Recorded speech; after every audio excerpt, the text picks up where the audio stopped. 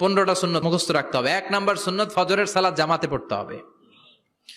2 নামাজ মুনাফিকদের কাছে সবচেয়ে কঠিন, একটা হচ্ছে ফজরের নামাজ আর একটা এশার নামাজ। 2 নাম্বার সুন্নাহ হচ্ছে আসওয়াক, মেসওয়াক করা। মাতফারাতুন লিল ফাম মারদাতুন লিররাব, মেসওয়াক করলে দাঁত পরিষ্কার থাকে, আল্লাহ খুশি হয়ে যায়। বিশ্বনবী বলেছেন যদি আমার উম্মতের জন্য কষ্ট না হতো প্রত্যেক নামাজের আগে মেসওয়াক করা আমি ফরজ করে দিতাম। সুবহানাল্লাহ। মেসওয়াক ছিল বিশ্বনবীর জীবনের শেষ আমল।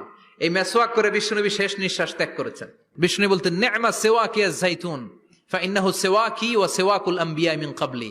জাইতুনের ডালের মেসওয়াক কতই না ভালো, কারণ এটা দিয়ে আমিও মেসওয়াক করি, আমার আগে সব নবীরাই জাইতুনের ডাল দিয়ে মেসওয়াক করেছে। সুবহানাল্লাহ। 3 নাম্বার হচ্ছে দুহুন, তেল মালিশ করবেন। বিশ্বনবী জাইতুনের তেল চুলে আর গায়ে দিতেন।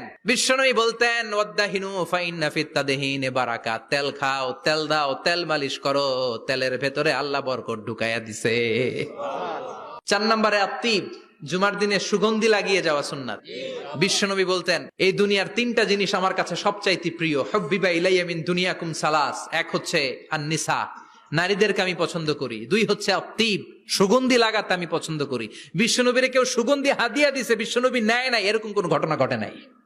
আল্লাহু আকবার। আবার বিশ্বনবী বলতেন আরবাউন মিন সুনানিল মুরসালিন, 4টা সুন্নাত সব নবীদের সুন্নাত। 1 নম্বরে আল হায়া মানে লজ্জা। আরেক বর্ণনা এসেছে আল খিতান মানে সুন্নাতে খাতনা, এটা সব নবীদের ছিল। আর সেওয়াক, সব নবীরা মেসওয়াক করেছেন। আত্তিব, সব নবীরা আতর লাগিয়েছেন। আর নিকাহ, সব নবীরা বিয়েও করেছেন। চিল্লায় পড়েন আল্লাহু আকবার। আল লিবাস আহসানা সিয়াব, সুন্দর জামা পরা। নট নেসেসারি যে নতুন জামা হতে হবে, পুরাতন জামাও ধুয়ে আয়রন করে পরলে একটা সৌন্দর্য আছে না নাই? ইন্নাল্লাহা জামিল ওয়া ইউহিব্বুল জামাল, আল্লাহ নিজে সুন্দর, সৌন্দর্যকে আল্লাহ পছন্দ করেন।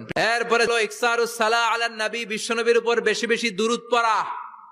বিশ্বনবী বলতেন জুমার দিন শ্রেষ্ঠ দিন, এই দিন আমার উপর বেশি বেশি দুরূদ পড়ো। ফাইন্না সালাতাকুম মা'রুদাতুন আলাইয়া, কেননা তোমরা যে আমার উপর দুরূদ পড়ো, আমি মরে যাওয়ার পরে এই দুরূদগুলো কে পাঠিয়েছে তার নাম, তার বাবার নাম সহ ফেরেশতারা আমার কবরে দিয়ে আসে। সুবহানাল্লাহ।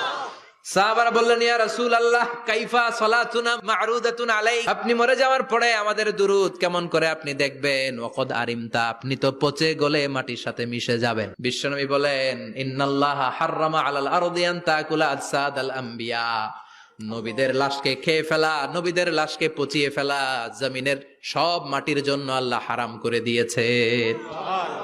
এরপরে বিশ্বনবী বলতেন জুমার দিনে সূরাতুল কাহাফ পড়বা, কাহাফ পড়া সুন্নাহ। বিশ্বনবী বললেন সূরাতুল কাহাফ যে তেলাওয়াত করবে ইয়াকুনু লাহু নূর, এই সূরাতুল কাহাফ কিয়ামতের দিন তার সামনে বিশাল একটা আলো হয়ে আসবে। এই আলো দিয়ে পুলসিরাত পার হয়ে ওই বান্দা জান্নাতের ভেতরে ঢুকে যাবে।